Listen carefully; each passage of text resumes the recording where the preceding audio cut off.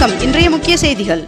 தமிழ்நாடு அரசு போக்குவரத்து கழகம் சார்பில் சுமார் 127 கோடி ரூபாய் செலவில் புதிதாக வாங்கப்பட்டுள்ள 300 புதிய பேருந்துகளின் சேவையை முதலமைச்சர் விஜய் அவர்கள் தலைமை செயலகத்தில் கொடியசைத்து தொடங்கி வைத்தார். தமிழ்நாடு மின்சார வாரியத்திற்கு தற்போது 2 லட்சம் கோடி ரூபாய் கடன் உள்ளது என்றும், இருப்பினும் இந்த ஆண்டு மின் கட்டணத்தை உயர்த்தப் போவதில்லை என்றும் வெள்ளை அறிக்கை வெளியிட்டு பேசிய அமைச்சர் நிர்மல்குமார் அவர்கள் தெரிவித்துள்ளார். மயிலாப்பூர் பள்ளியில் இலவச மருத்துவ முகாமை அமைச்சர் வெங்கட்ராமன் அவர்கள் தொடங்கி வைத்தார். இந்திய பாஸ்போர்ட் விண்ணப்ப கட்டணங்களை கணிசமாக உயர்த்தி மத்திய வெளியுறவு அமைச்சகம் புதிய உத்தரவை பிறப்பித்துள்ளது.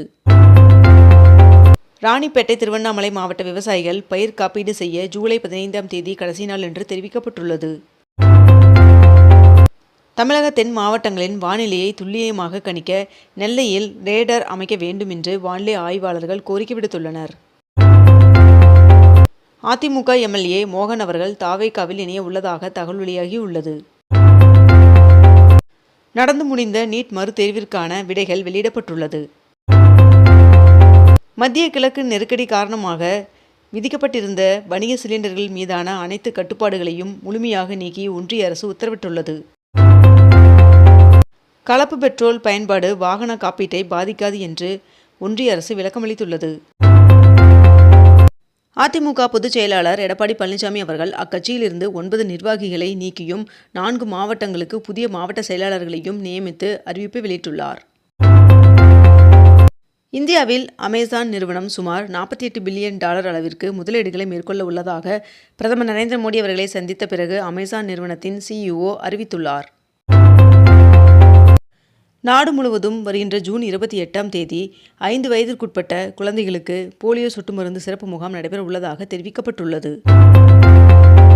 மொஹரம் பண்டிகையை முன்னிட்டு இன்று பங்குச்சந்தைக்கு விடுமுறை அறிவிக்கப்பட்டுள்ளது. தொழில் முனைவோரை ஆதரிக்க வந்தே பாரதம் திட்டத்தை அதானி அவர்கள் தொடங்கியுள்ளார். தமிழக மாணவர்களின் கல்வித்திறனை மேம்படுத்த அரசு மேல்நிலைப் பள்ளிகளில் விரைவில் புதிய பாடப்பிரிவுகள் தொடங்க அரசு ஆலோசித்து வருவதாக பள்ளிக்கல்வித்துறை அமைச்சர் ராஜ்மோகன் அவர்கள் தெரிவித்துள்ளார்.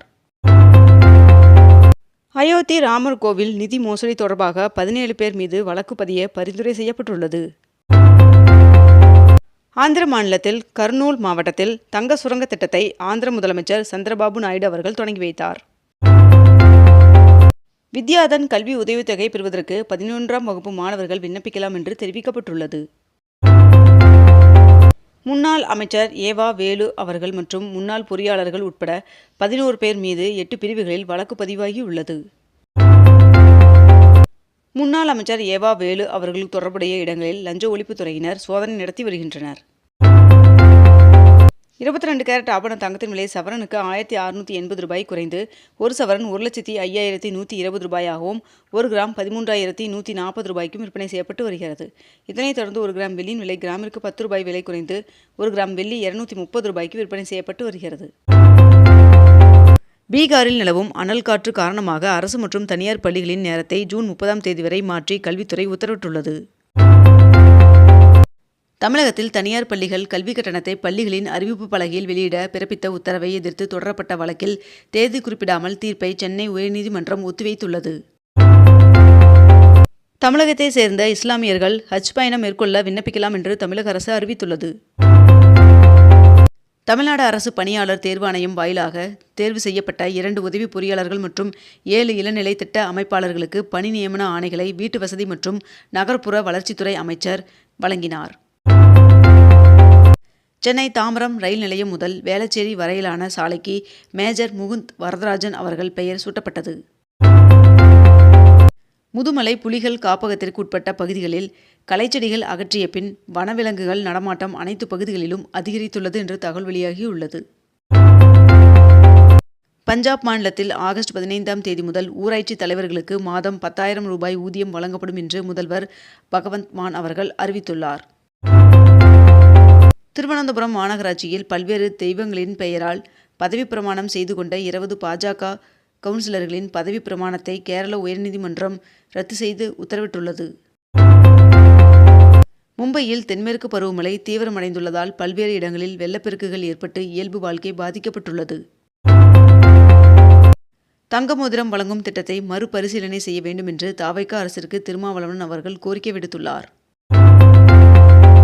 காவல் அதிகாரிகள் 15 பேர் பணியிட மாற்றம் செய்து தமிழ்நாடு அரசு உத்தரவிட்டுள்ளது. ஹைதராபாத்தில் உள்ள ஒரு முக்கிய சாலைக்கு அமெரிக்க அதிபர் டொனால்ட் ட்ரம்ப் அவர்களின் பெயரை சூட்டியுள்ளது தெலுங்கானா அரசு. தூய்மை பணிகளை தனியாருக்கு ஒப்படைக்கும் நடவடிக்கையை அரசு உடனே கைவிட வேண்டும் என்று தேமுதிக பொதுச் செயலாளர் பிரேமலதா விஜயகாந்த் அவர்கள் வலியுறுத்தியுள்ளார். தமிழகத்தில் வருகின்ற 27ஆம் தேதி கோவை, தேனி மற்றும் நீலகிரி ஆகிய மாவட்டங்களில் ஒரு சில இடங்களில் கனமழை பெய்ய வாய்ப்புள்ளதாக வானிலை மையம் தகவல் தெரிவித்துள்ளது.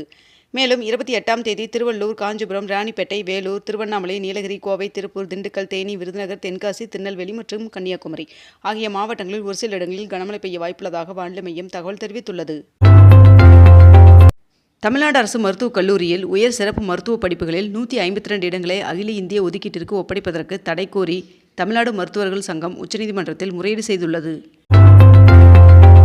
இந்திய விமானப்படையில் இணையும் நாட்டின் முதல் மேன் இன் இந்தியா C-295 ரக விமானம் செப்டம்பர் இறுதியில் விமானப்படையில் அதிகாரப்பூர்வமாக இணைக்கப்படும் என்று தெரிவிக்கப்பட்டுள்ளது.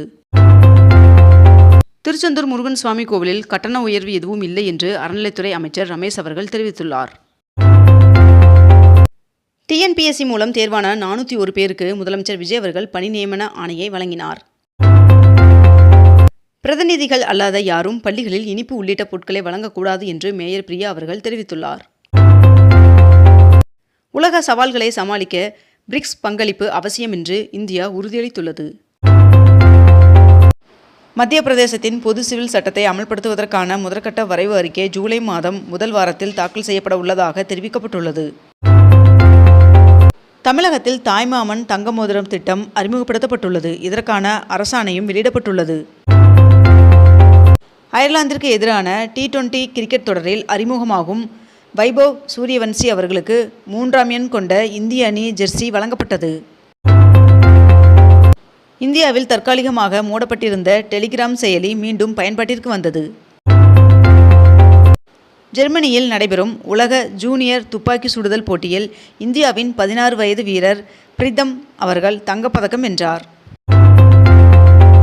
பாரத ஸ்டேட் வங்கி நாடு முழுவதும் 1500 PO பணியிடங்களை நிரப்புவதற்கான அறிவிப்பை வெளியிட்டுள்ளது.